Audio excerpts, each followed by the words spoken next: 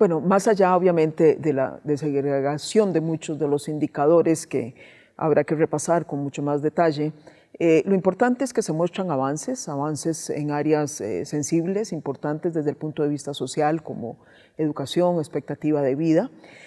Hay, sin embargo, algunos rezagos a los cuales hay que atender, como lo que es los temas de desigualdades en el área económica.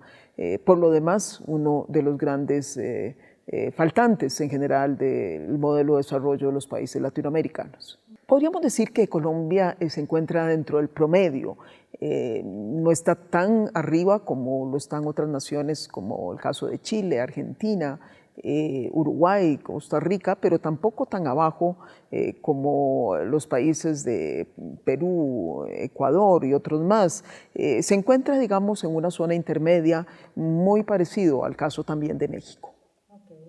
Bueno, obviamente, digamos, la respuesta más sencilla en el marco de una entrevista con tantas limitaciones como esta es seguir apostando, digamos, a aquellas estrategias que están permitiendo avances, sobre todo en algunos indicadores sociales, y abordar, que sabemos que es algo que está en discusión en este momento, el tema de las desigualdades por razones de ingreso, que tiene que ver mucho con acuerdos nacionales desde el punto de vista tributario, fiscal, de transferencias, etc.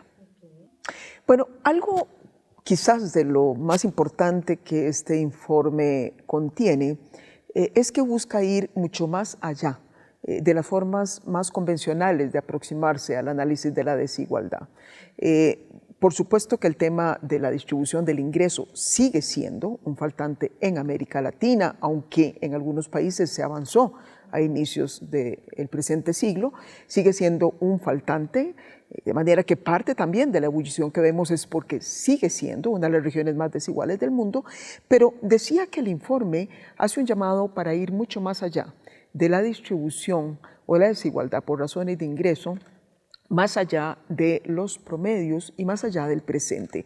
Y cuando hablamos de ir más allá de los promedios, empezamos entonces a comprender que muchas veces los agregados nacionales no necesariamente nos dan la fotografía más exacta de lo que está pasando al interior de un país. El informe, por ejemplo, analiza cómo a veces se expresan grandes desigualdades al interior de los países mismos.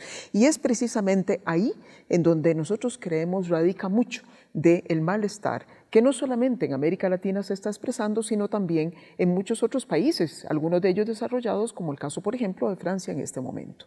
Bueno, se dedica precisamente todo un capítulo a la necesidad de mejorar lo que es la medición de las variables relativas al desarrollo humano, tratando de ir más allá de los promedios nacionales, tratando de entender que hay desigualdades de tipo horizontal, por ejemplo, las que tienen que ver con hombre y mujer.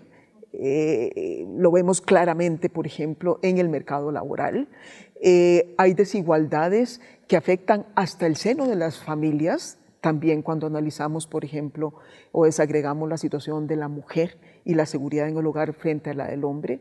De manera que entonces el informe llama la atención sobre la necesidad de ir mejorando las estadísticas nacionales, haciendo más transparente el aporte de información, pero yendo mucho más allá, insisto, de los promedios nacionales para poder medir mejor cómo se comportan las desigualdades al interior de ciertos grupos poblacionales o en algunas regiones al interior de los países. No hay la menor duda de que cada país tiene que buscar su propia, digamos, senda y mezcla de políticas de acuerdo a sus circunstancias, a su coyuntura, a sus faltantes relativos.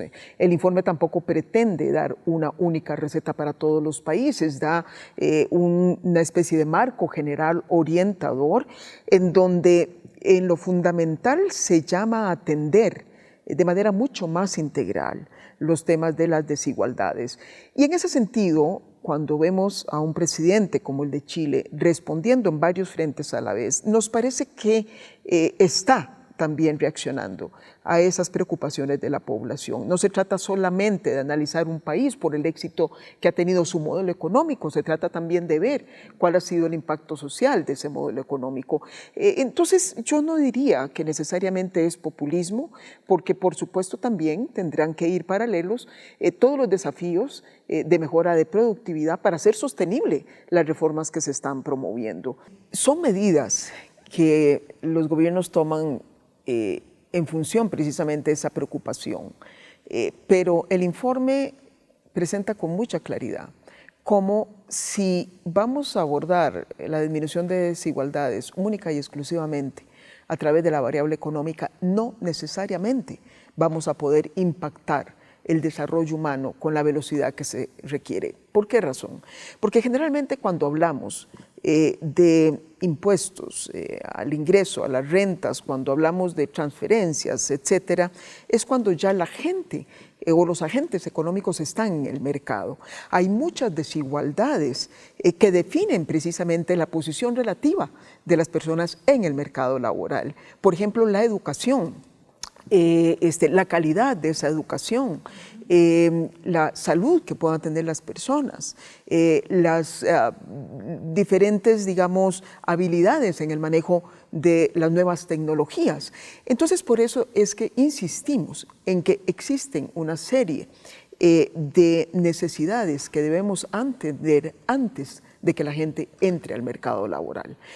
Lo que llamamos políticas, digamos, de convergencia en una serie de capacidades, no solamente básicas, sino también avanzadas, que permitan reducir desigualdades y que esos agentes entren al mercado en una situación muchísimo más equitativa. El informe destaca dos niveles, de alguna manera, de capacidades esenciales para poder garantizar el desarrollo humano de la manera más equitativa posible. Lo que son las capacidades básicas, en donde se ha concentrado mucho la agenda de desarrollo, y lo que llamamos las capacidades más avanzadas. Muchas de ellas vienen de la mano de la revolución tecnológica. Entonces, un poco lo que decimos es, mire, está muy bien, usted ha conseguido igualar mucho el acceso a la educación básica, posiblemente a la educación secundaria, pero cuando ya hablamos de la educación terciaria empezamos a ver cómo las brechas se vuelven a abrir. Cuando hablamos, por ejemplo, del acceso a la tecnología, es muy probable que ya le estemos garantizando acceso a tecnologías móviles, pero no así estamos garantizando digamos, los skills, o le estamos garantizando todas esas condiciones de manejo de contenidos que la gente va a requerir para poder ser exitosa frente a los cambios tecnológicos que el mercado laboral está demandando. Entonces, es cuando decimos no basta con atender esa convergencia en las capacidades básicas, sino que tenemos que irnos moviendo hacia la necesidad de capacidades mucho más sofisticadas para que no vayamos generando un rezago frente a los avances tecnológicos que se están imponiendo. Hay dos grandes, digamos, elementos que vemos hacia adelante, los que llamamos los dos grandes cambios que van a reconfigurar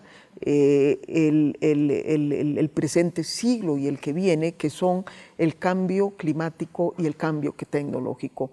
Cuando decimos hay que mirar más allá del presente para ver cómo se van a comportar las desigualdades, precisamente nos estamos refiriendo a que si no nos movemos mucho más rápido, esos dos cambios van a generar vulnerabilidades adicionales. Va a haber gente que va a llegar mucho más preparada para esos dos grandes shocks, pero otra gente que posiblemente se va a quedar más rezagada.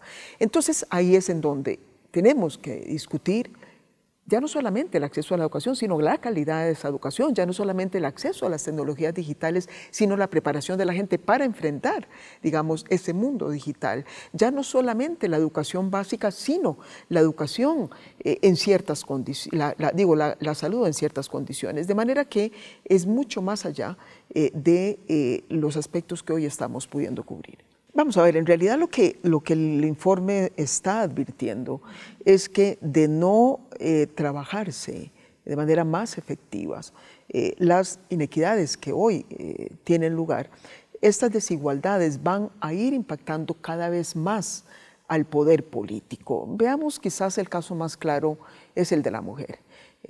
A pesar de que ha habido avances innegables a favor de los derechos políticos de la mujer, como el derecho, digamos, a elegir, todavía la mujer tiene enormes limitaciones para poder acceder a los puestos de elección popular. Es un poder que sigue estando en un 90% concentrado en manos de los hombres cuando hablamos, por ejemplo, de jefes de Estado o jefes de gobierno. Pero lo mismo sucede con los sectores más rezagados de la población. Entonces, es importante también abordar las desigualdades económicas, las desigualdades en salud, en educación, en acceso a la tecnología, como una manera también para empoderar a esos sectores en el proceso de toma de decisiones. Cuando analizamos algunos de los aspectos relacionados con el cambio climático o con el desarrollo tecnológico, vemos aspectos positivos. Por ejemplo, América Latina es una de las regiones mejor posicionadas para avanzar hacia una matriz de energías limpias. Eso es algo positivo. Cuando vemos en materia tecnológica, América Latina ha tenido uno de los procesos de penetración de banda ancha más rápidos de todas las regiones del mundo. Sin embargo, seguimos teniendo en los temas tecnológicos altos niveles ¿cómo se llama?, de alfabetización digital. Entonces tenemos que prestarle más atención a los contenidos que la gente está manejando para que sean exitosas. Y cuando vemos los temas de cambio climático, a pesar de que estamos mejor posicionados para hacer la transición a las matrices de energías limpias, somos una de las regiones que más tienden a impactarse por las desigualdades en la emisión de carbono a nivel global. Sabemos que son los países tropicales los que más van a estar vulnerados por el cambio climático y muchos de ellos y las regiones costeras se encuentran precisamente en América Latina.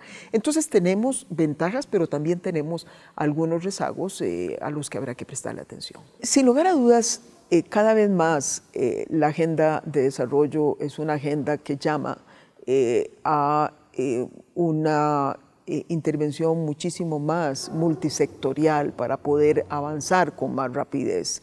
Mire usted que cuando hablamos, por ejemplo, de tratar de cerrar brechas de desigualdad en el mercado laboral entre hombres y mujeres, más allá de las leyes que los gobiernos han aprobado, necesitamos que el sector corporativo las acate con efectividad. Cuando hablamos, por ejemplo, de las responsabilidades de avanzar más rápidamente en materia de cambio climático, los gobiernos han aceptado compromisos globales, pero requieren también que la población haga su tarea, siendo mucho más consciente en el ahorro de recursos tan básicos como la energía o el agua potable. Requerimos también que las empresas reconviertan sus matrices productivas, de manera que ya no solamente son los gobiernos quienes tienen que participar del alcance de las metas de la Agenda 2030, sino también muchos otros sectores de la sociedad. No necesariamente, yo creo que cada vez estamos viendo un sector corporativo mucho más activo, algo que los está obligando a moverse. Es, por ejemplo, y de ahí que sea tan importante trabajar con los sectores de la población, son los cambios en las pautas de consumo. Ya los ciudadanos son mucho más conscientes de lo que consumen, de lo que compran, de lo que adquieren, reclaman más responsabilidad social detrás de esos productos, más responsabilidad ambiental. De ahí que mucho, digamos, también de lo que se propone a raíz, por ejemplo, algunas de las inequidades, como las inequidades en materia de género, es trabajar más con los procesos de sensibilización, de educación, para poder cambiar todo lo relativo a normas sociales. Bueno, desafortunadamente, si analizamos algunos casos de las sociedades latinoamericanas, hemos visto que esa reproducción a lo largo del ciclo de la vida y casi que intergeneracional de las desigualdades se tiende a manifestar. El problema de la movilidad social ha sido un problema endémico a muchas de las naciones latinoamericanas. De ahí las dificultades de poder hablar de cohesión social, de ahí también del enojo ciudadano, de ahí que podamos comprender que encuestas como el Latinobarómetro reflejan que el 70% como promedio de los ciudadanos de América Latina sienten que se gobiernan para los más ricos y para las élites. Entonces, muchas de las recomendaciones que el informe trae es cómo romper precisamente esas desigualdades a lo largo del ciclo de vida y cómo, en consecuencia, también empezar a recortar esa transmisión intergeneracional de las desigualdades que se ha dado en nuestros países. Bueno, América Latina, por supuesto que en los temas que tienen que ver con distribución del ingreso, en su versión, digamos, más clásica, a través de Gini, hizo esfuerzos importantes al inicio del presente siglo, en la primera década, pero sigue siendo una de las regiones más desiguales del mundo. Sin embargo, también hay que ser justos, hay avances importantes en algunas áreas como salud, como los temas de educación. Es importante reconocer que desde el punto de vista de equidad de género, se le reconoce a América Latina avances en el empoderamiento de la mujer, en la política, no en todos los países por igual, pero en varios ya. Por ejemplo, América Latina tiene congresos paritarios, ha tenido presidentas también gobernando. Entonces, hay áreas en las que estamos mejor, otras en las que no. Cada país tendrá que tratar de acentuar ahí a donde requiere más trabajo y tratar de seguir haciendo correctamente aquello en donde va avanzando. Este informe es una referencia obligada para toda aquella persona que aspire a impactar positivamente el destino de sus naciones. Pero sobre todo es un informe que llega en un momento en donde los gobiernos y la política están desesperados buscando respuestas de los porqués, del enojo de la gente, de los porqués de las protestas, de los porqués a pesar de que muchas veces hay buena voluntad, las cosas no suceden como deberían suceder o a la velocidad que deberían suceder.